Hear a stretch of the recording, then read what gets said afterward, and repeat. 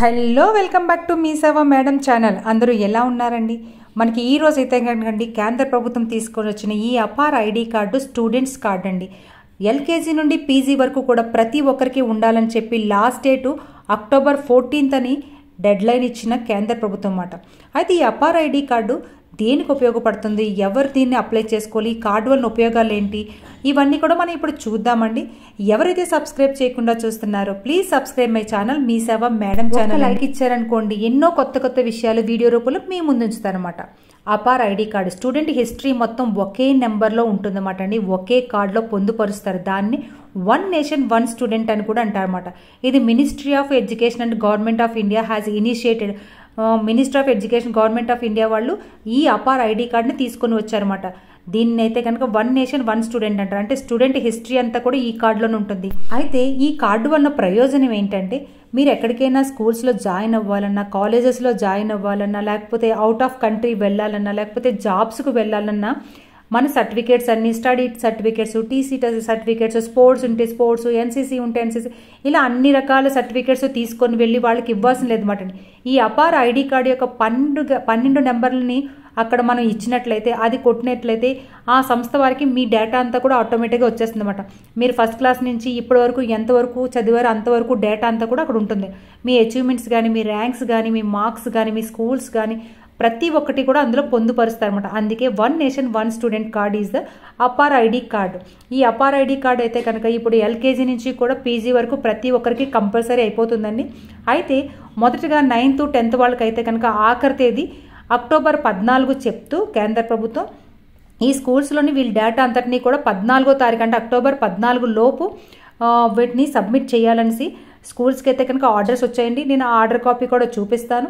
అలాగే ఈ ఆర్డర్ కాపీతో పాటు పేరెంట్స్కి కూడా ఒక కన్సెంట్ లెటర్ కూడా ఇస్తున్నారండి గవర్నమెంట్ నుంచి. ఆ కన్సెంట్ లెటర్ మీద పేరెంట్స్ కూడా సైన్ చేయాలన్నమాట. నేను ఆ కాపీ కూడా మీకు చూపిస్తానండి.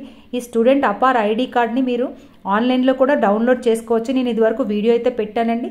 ఇప్పుడు కూడా నేను డిస్క్రిప్షన్లో లింక్ కూడా ఇస్తాను.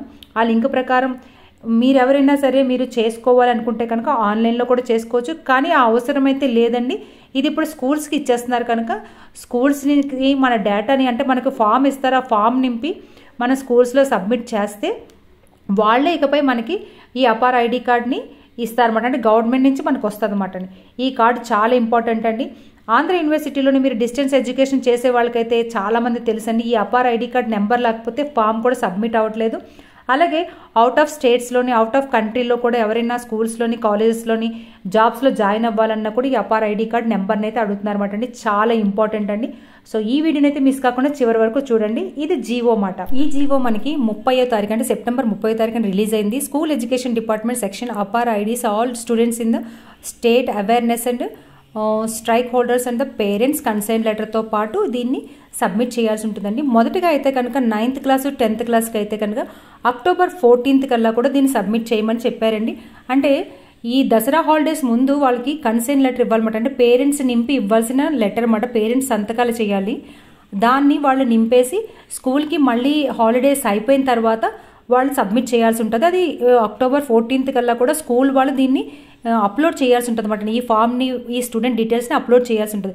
ఇలా ప్రతి స్కూల్స్కి కూడా మనకి వస్తుందండి. ఇది ఆల్ ఓవర్ ఇండియా అంతా కూడా. మొదట అయితే కనుక 9th and 10th క్లాస్ వాళ్ళు ఇది మాత్రం కంపల్సరీ అక్టోబర్ 14th లోపు ఇవ్వాలని చెప్పడం అయితే జరిగింది. ఇలాగ ప్రతి క్లాస్కి అంటే ఎల్కేజీ నుండి పీజీ వరకు కూడా చూసారు కదా. ప్రింట్ డిస్ట్రిబ్యూట్ నెససరీ కాపీస్, ఈ కాపీని స్కూల్ వాళ్ళు ప్రింట్ చేసి డిస్ట్రిబ్యూట్ చేయమంటున్నారు ప్రతి స్టూడెంట్కి కూడా. రాని స్టూడెంట్స్కి కూడా దీన్ని అందేలా చూడమంటున్నారు అన్నమాట అండి. 9th 10th క్లాస్ వాళ్ళందరికీ కూడా.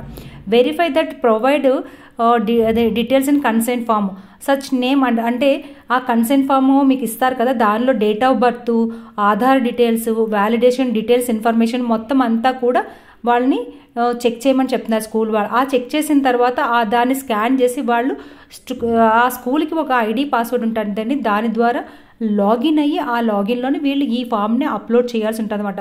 అప్పుడు అది ఎడ్యుకేషన్ డిపార్ట్మెంట్కి వెళ్తుంది అన్నమాట అండి. అయితే దీనిలోని ఈ ఎడ్యుకేషన్ డిపార్ట్మెంట్కి ఆ డైస్ కోడ్ అని ఇవన్నీ ఉంటాయి స్కూల్ వాళ్ళు, దాని ద్వారా వెళ్తుంది కదా. ఇది చాలా ప్రొటెక్టెడ్, ఎవరికి కూడా దీన్ని షేర్ చేయము. ఈ స్టూడెంట్ అన్ని డీటెయిల్స్ ఉంటాయి కదా అనేసి వాళ్ళు ఈ జీవోలో కూడా ఇచ్చారన్నమాట అండి. మనకి ఆధార్ ఎంత ఇంపార్టెంటో ఈ అపార్ కార్డ్ కూడా స్టూడెంట్స్కి అంతే ఇంపార్టెంట్. ఇది మనకెందుకు అనుకోవద్దు, ప్రతి ఒక్కరికి కూడా చాలా ఇంపార్టెంట్. దీనికి లాస్ట్ డేట్ వరకు వెళ్ళింది అంటే కనుక చూసుకోండి ఎంత ఇంపార్టెంటో. అలాగే దీనికి ఆధార్ కూడా అనుసంధానం ఉంటుందండి. ఈ కన్సెంట్ లెటరు పేరెంట్స్ చేయాల్సి ఉంటుంది, mother or father or guardians వాళ్ళు లేకపోతే. అయితే ఇది కూడా ఆధార్ అనుసంధానమై ఉంటుంది అన్నమాట అండి.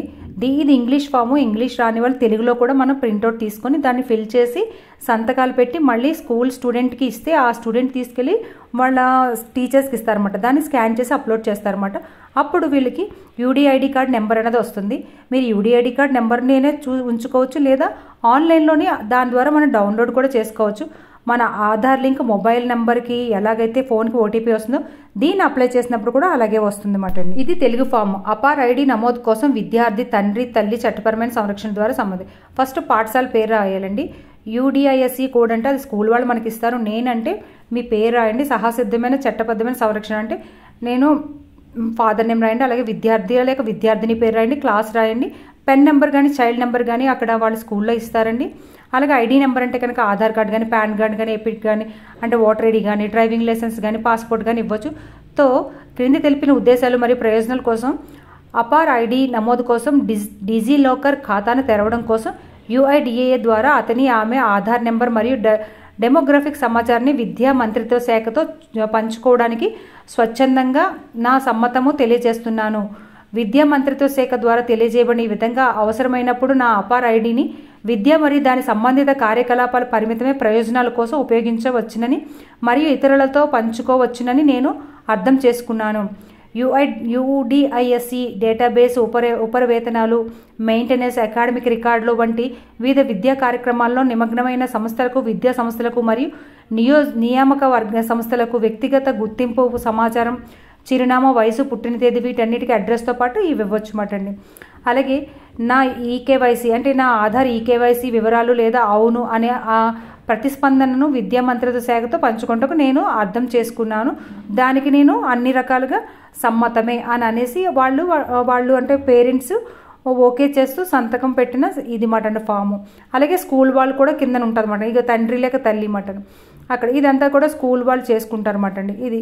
ఇది మాట అండి అపార్ ఐడి కార్డుకి ఇంత ఇంపార్టెన్స్ ఉంది మాట అండి. అసలు ఈ అపార్ కార్డ్ అంటే automated permanent academic accounts register అన్నమాట. One nation one card. ఇది ఇలాగ 34 కోట్ల మంది దీనికైతే కనుక రిజిస్టర్ అయ్యారటండి ఇప్పటి వరకు కూడా. ఇంకా అవ్వాల్సిన వాళ్ళు ఉన్నారు, ఇక మీదట అవుతారు అన్నమాట అండి.